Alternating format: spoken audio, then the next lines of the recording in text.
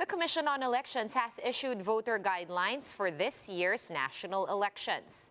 Voters should preferably be fully vaccinated.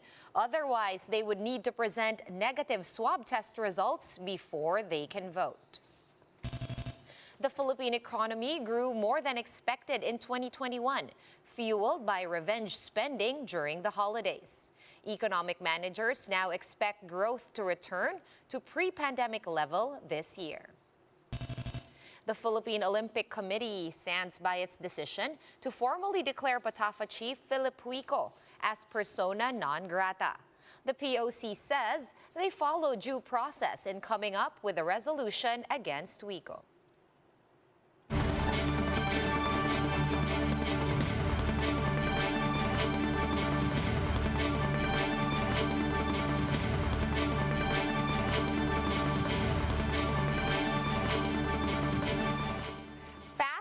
Focused and fearless. Here's a roundup of stories we're watching now. I'm Sean Yao.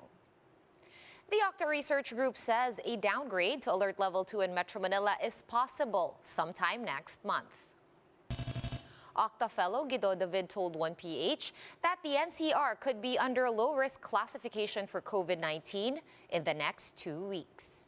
OCTA estimates that the daily cases in the region will go down to around 500 to 1,000 cases come Valentine's Day. Metro Manila tallied almost 2,500 new infections on Wednesday. Definitely, yung hospitals ay bumababa. So there's an improvement there. So yung decision nila will based on the hospitalization. It's possible na baka ibaba nila to Alert Level 2, sometime in February. Meanwhile, the Interior Department says it is possible that the no vaccine, no ride policy will be lifted once the NCR is downgraded to Alert Level 2. However, the IATF has yet to discuss the possibility of this downgrade, saying it needs more data to determine COVID case trends. Posible po yan dahil ito pong no vax no ride policy ay applicable lamang pag alert level 3 and higher. So kung bababa po tayo sa alert level 2 ay hindi na po required itong mga polisiyang ito.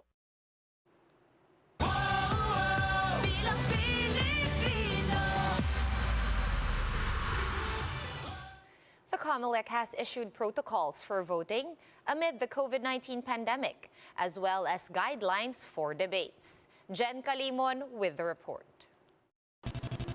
The Commission on Elections has laid down guidelines for voting under the new normal. Voters must present their vaccination cards at the polling places to show that they are fully vaccinated. Those unvaccinated or partially vaccinated will have to show a negative swab test result. Face shields will also be required. Election day, very important po na hindi kayo pwedeng bumoto, hindi kayo papayagang bumoto nang hindi kayo naka-face mask. And unfortunately, na hindi kayo naka-face shield. Okay? Alam ko maraming nagrereklamo na may face shield pa rin kami. Pero hindi pa po namin tinatanggal yung face shield requirement. Nagko-consult pa rin kami ata sa DOH.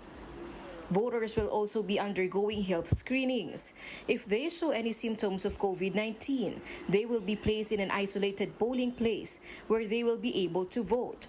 Those without symptoms will proceed to the voter assistance desk to know which room they will enter. Pagdating doon sa mismong presinto, mag-identify siya sa sarili niya and then makikita niya na yung ating mga iba't ibang mga teacher doon ay nakatago sa likod ng mga acrylic boxes, no? Okay. Parang mga store, di ba? Opo, ganun din po ang mangyayari doon sa ating counting machine. Medyo may mga protocols din tayo kung paano gagamitin yung counting machine nang hindi hinahawakan yung mismong makina.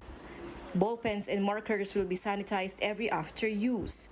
Voters are also free to use the sanitation kits installed in each classroom. Comelec says a voter needs at least 5 minutes to cast their votes based on last year's mock elections. The entire process, though, will last up to 30 minutes.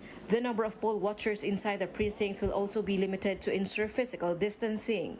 Meanwhile, the Commission is also preparing the Memorandum of Agreement for the debates it will host for candidates of national posts. The MOA will cover what the candidates can bring to and expect from the debates, but the Commission stressed that attendance is not required. And it's never been mandatory, in fact.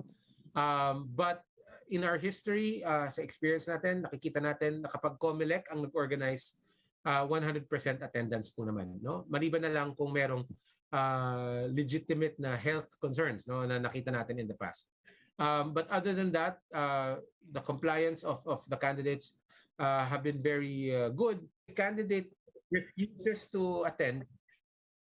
If a candidate refuses to attend, their podium will remain empty. Okay. So we will make a big deal of the fact that they're not there.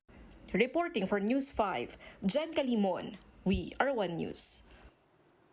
The Bangko Sentral is reminding the public to always inspect banknotes for authenticity, even those that are dispensed by ATMs. Shyla Francisco with the details. Karen, not her real name, was forced to buy her own fake money detector after falling victim to a counterfeit bill. Just last week, she was informed by a bank that a 1,000 peso bill from her car loan payment was fake. She was given a counterfeit receipt and is now planning to report it to the Bangko Sentral ng Pilipinas. Baka makulong din po ako. Siyempre, natatakot din po ako kasi sabi ko nga po sa tanda ko pong ito, never pa po akong napeke sa pera. Part of the money came from Karen's friend, who said it came straight from an ATM. Hindi lang po naniniwala na peke. Dahil sa ATM, kung winodraw ko, kalokohan naman nalolokohin namin sa matagal na namin kaibigan yun. The bank that owns the machine is now looking into the matter. Other ATM users have also expressed their concerns over the incident. Yung may mga pera na na nabubogos, di ba? Kaya pag nag-withdraw na po ako ay tinitingnan ko rin mabuti kung para iwas. Hindi natin dapat maranasan yun kasi sa kanila nga nanggagaling yung pera eh. So bakit tayo dapat yung mag-hassle? Dapat silang mag-hassle doon. The BSP for its part is reminding the public to always check banknotes through the feel, look, tilt approach. A bill is legit if one can feel that a security paper is used and prints are embossed. One can also look for a watermark, scattered security fibers, asymmetrical serial numbers, and the word Filipino in baybayin. Lastly, tilt it to see the movements of the colors and design bearing the denomination value and the word BSP. Colors of the embossed denomination value and the pearl placed on the side should also change. Holders of a suspected counterfeit banknote are advised to immediately report it to the bank that owns the machine. The fake bill should be replaced if proven that it came from the ATM. Banks will also be held liable if they fail to observe protection measures for their clients. ATM services are part of core banking function of deposit taking, and banks are bound by law to exercise the highest degree of diligence. The BSP is now looking at tighter measures for currency operations. Currently, production of counterfeit money carries a jail sentence of at least 12 years and a maximum fine of 2 million pesos. Shyla Francisco, We Are One News.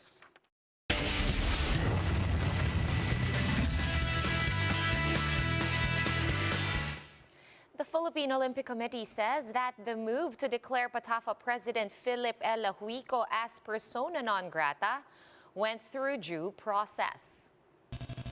POC President Bambol Tolentino told One Balita Pilipinas that Huico had been given a chance to explain himself. Tolentino said the committee relied on a harassment complaint filed by E.J. Obiena to come up with a decision, which was ratified by the 36 members of the POC. Because of this, PATAFA will now be represented by its Vice President or its Secretary General in meetings with the POC. Binigyan po siya ng due process during the hearing ng Ethics Committee bago pa po itinaas sa Executive Board. They were given a chance in extent pa to submit their position papers. However, Tolentino clarifies that the decision to declare Huico as persona non grata may still be revisited. This is only if Obiena decides to withdraw his complaint against the PATAFA president. The POC says it is willing to extend help to Obiena should the PATAFA push through with its decision to drop the pole vaulter from the national team. Once na withdraw na ni EJ yung complaint niya, then definitely the Executive Board and the GA will revisit and reconsider the decision to Mr. These coming days pa namin po malalaman yan, ma'am, kung what will be the current situation. We will communicate with PATAFA, not with Mr. Rico.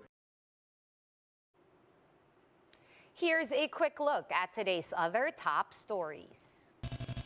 The Philippine Statistics Authority reports that the country's economy grew by 5.6% in 2021. This is slightly above the government's target range of 5 to 5.5% for last year. It also marks a rebound from the 9.6% contraction recorded in 2020. Our economic managers welcome the latest GDP print, saying that the stage is set for accelerated growth this 2022. Health authorities have detected over 600 more Omicron variant cases in the Philippines. The new Omicron cases comprise around 91% of the latest batch of samples. This brings the total number of confirmed Omicron cases in the country to 1,153, 5 of whom have died. And the PBA will resume its Governor's Cup next week, but without a live audience. Commissioner Willie Marshall says the league will study whether it is safe to accommodate fans back into the venues. A crowd of close to 5,000 people were allowed to watch the games live at the Araneta Coliseum before the current COVID-19 surge. For updates, visit News 5, The Philippine Star, and Business World online. Visit our website, onenews.ph, for more in-depth analysis. You can also catch One News on the Signal Play app. Register for a free account at www.signalplay.com and stream One News live anytime, anywhere. Masks on, wash hands, and stay safe, Philippines. I am Sean Yao. We are One News.